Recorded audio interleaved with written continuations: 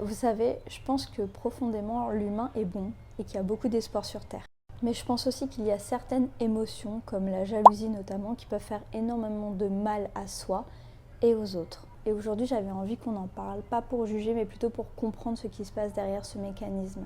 Pour moi, il y a deux types de jalousie. La jalousie bénigne et la jalousie qui est davantage malveillante. La jalousie en soi, je pense que c'est pas le problème, c'est plutôt ce qu'on en fait.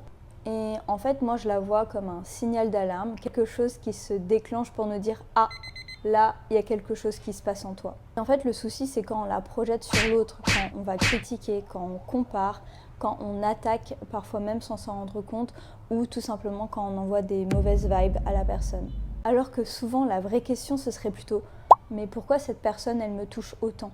Mais si, au lieu de laisser cette jalousie nous abîmer, on l'utilisait plutôt comme une information, quelque chose qui nous montre un désir non écouté, une frustration ou peut-être une peur de ne pas être assez. On oublie aussi très souvent qu'on ne voit que la surface, le résultat, mais jamais le doute, jamais les efforts, les concessions derrière un résultat qui nous paraît positif. Plus simple de penser que l'autre a eu de la chance que de regarder ce que ça vient réveiller en nous. Alors je pense pas que la jalousie soit un sentiment à bannir, mais plutôt que on doit apprendre à l'écouter, à la comprendre et surtout la transformer. Parce que mal utilisée, elle détruit, mais bien comprise, elle peut devenir un vrai point de départ pour évoluer dans notre vie. Dites-moi ce que vous pensez de la jalousie, si vous avez déjà été jaloux, mais j'imagine que oui, on est tous jaloux. Et puis voilà, je vous embrasse.